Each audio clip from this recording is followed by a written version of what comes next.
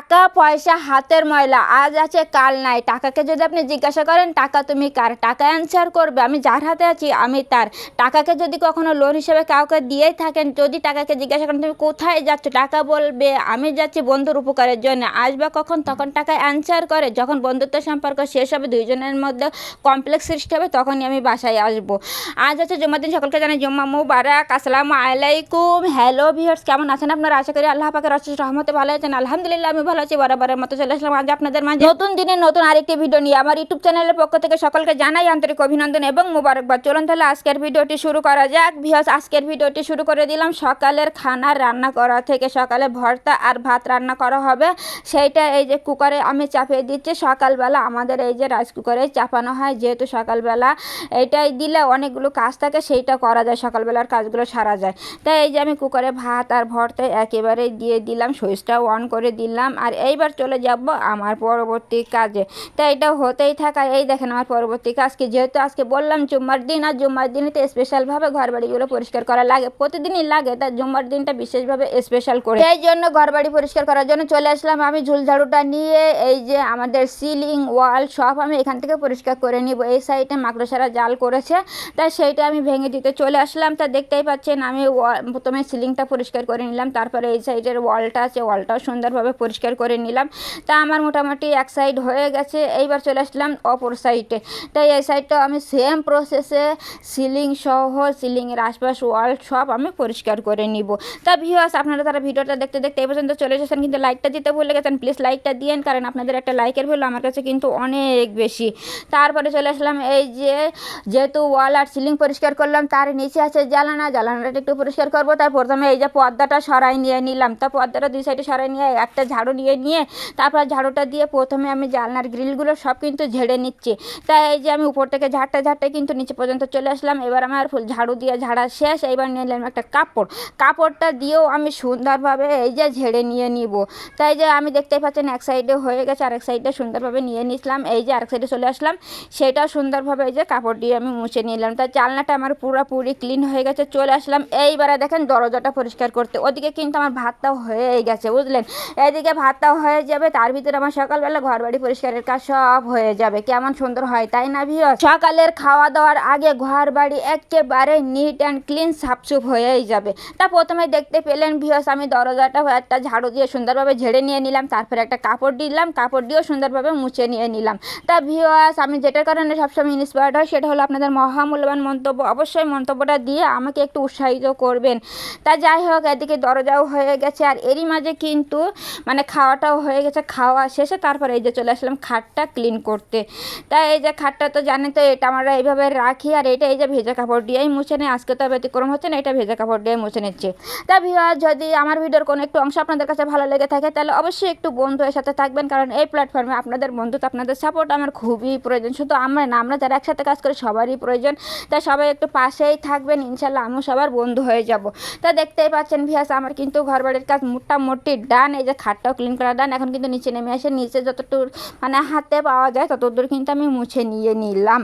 তা খাটটার মোছা শেষ। এইবারে দেখেন, এটা হচ্ছে একটা গিফট বক্স। এটা হচ্ছে একটা দাওয়াত আছে, বিয়ের দাওয়াতে যেতে হবে আজকে শুক্রবার।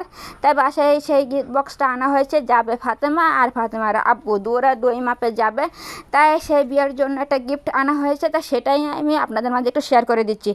আপনারা কি বলতে পারেন এইটার ভিতরে কি গিফট আছে? আমি নিজেও কিন্তু জানি না, কারণ এইটা এইভাবে আনছে তো প্যাকিং করে, এটা আমি দেখিও নাই শুনিও নাই। তা কী গিফট হতে পারে আপনারা সবাই কিন্তু গেস করে বলবেন কমেন্টে, বুঝলেন। কী গিফট হবে দেখা যাক, আমি নিজেও তখন জানি না, আর তারপরে দেখা যাক যে আপনাদেরটা মেলে কিনা। গিফট বক্সটা একটু ভালো করে দেখুন।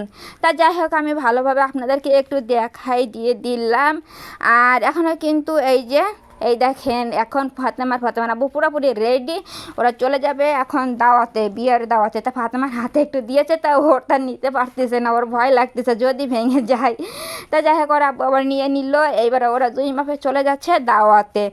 আর ওরা দাওয়াতে চলে যাক। আর এদিকে আমরা বাসায় রান্না বান্না করার জন্য চলে আসলাম। আর আজকে রান্না করা হচ্ছে মুসুরির ডাউলটা আমি অফ ক্যামেরায় সিদ্ধ করা হয়ে গেছে। আর এখন কিন্তু আমি এই যে মালসাই করে ব্লেন্ড করে নিচ্ছি। আমি সবসময় তো মালসাই করি, আজকেও তো আর ব্যতিক্রম নাই। নাই।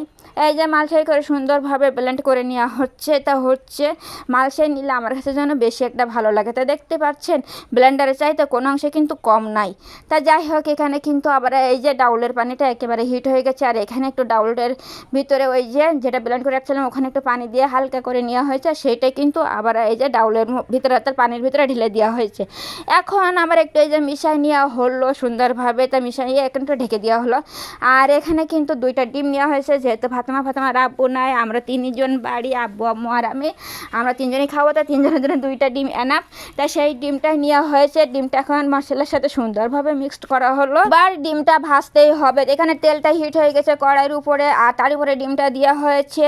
আর এখন এই যে কড়াইটা ধরে ঘুর দেওয়া হবে। তা কড়াইটা ধরেও দেওয়া হচ্ছে, আবার খুন্তি দিয়েও একটু মেলাই দেওয়া হচ্ছে। তা যাই হোক, এইভাবে করা হচ্ছে ডিমটা ভাজি। তাই এই যে ঘুরাই ডিমটা সারে জায়গায় মিলিয়ে দেওয়া হচ্ছে। এইভাবেই ডিমটা ভাজি করা হবে। তা মোটামুটি সমস্ত জায়গায় মানে কড়ার সমস্ত জায়গায় মেলানো হয়ে গেছে। এইবার কিন্তু ফোল্ড করতেই হবে, যেহেতু 1 পিঠ হয়ে গেছে। এই যে ফোল্ড করে নিলাম, 2 ফোল্ড হয়ে গেছে। এইবার এখান থেকে কি করতে হবে, এটা এখান থেকে আবার ভাগ করতে হবে। এই যে ছোটো বড়ো হইলে না তো ভিউয়ার্স অবশ্যই কিন্তু বলবেন ছোটো বড়ো হইলে। তা যাই হোক, এই যে কড়াই থেকে ভাগ করে একেবারে উঠানো হয়ে গেছে। এক এক করে উঠাই নিচ্ছে, এক একটা পিস করে করে। তা এই যে উঠানো হয়েই গেল। তারপরে আরও যা ছিল অকমে ভেজে নিয়েছি। আর এখানে কিন্তু এই যে তেলের পরে দেওয়া হচ্ছে ডাউলটা, যেহেতু ওই যে ডিমটা ভাজি করে সেই তেলের উপরে দেওয়া হয়, সেইটাই করা হলো। এই যে সেই ডিম ভাজিটাও এবার দিয়ে দেওয়া হলো ডাউলের মধ্যে। দিয়ে এখন আবার একটু নাড়াচাড়া করা হচ্ছে। এই যে নাড়াচাড়া করে দেওয়া হলো। আর এখন আবার একটু বয়েল আসবে, সেজন্য ঢেকে দেওয়া হলো। আর এই দেখেন ফাইনাল লুকটা কত সুন্দর এসেছে ডাউলের। এইভাবে মুসুরির ডাউল রান্না করে খেতে আমার কিন্তু বেশ ভালো লাগে। আর বিশেষ করে ডিমটা ভাজি করে দিলে আমার কাছে অনেক ভালো লাগে।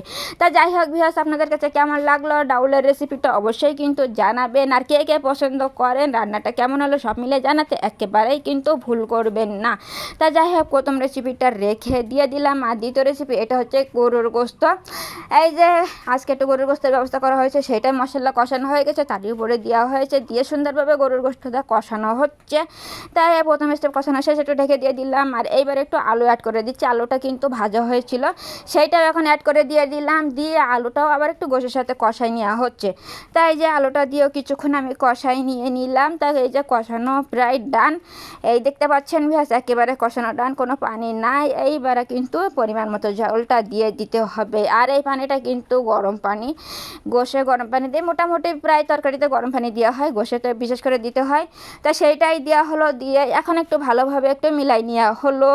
তা সুন্দরভাবে এই যে মিলাই নিয়েছি, নিয়ে তারপরে আবার একটু করে নিয়েছি, মানে সমস্তটা সুন্দর করে মিলাই নিয়ে একটু ঢেকে দিয়ে দিলাম। তারপরে এই যে ফাইনাল লুকটা দেখুন কত সুন্দর এসেছে। আবার একটু মানে কুকারের ভিতরে দেওয়া হয়েছিল, তা সেখান থেকে না বাইর করা হয় না তাড়াহুড়ার কারণে। তা যাই হোক, কুকারের ভিতর থেকে আপনাদেরকে দেখাই দিচ্ছি। তা কেমন হলো রেসিপিটা অবশ্যই কিন্তু জানাবেন, সব মিলাই কেমন লাগলো অবশ্যই বলবেন। তা আজ এই পর্যন্ত বিদায় নিয়ে নিলাম। আল্লাহ হাফেজ, আসসালামু আলাইকুম।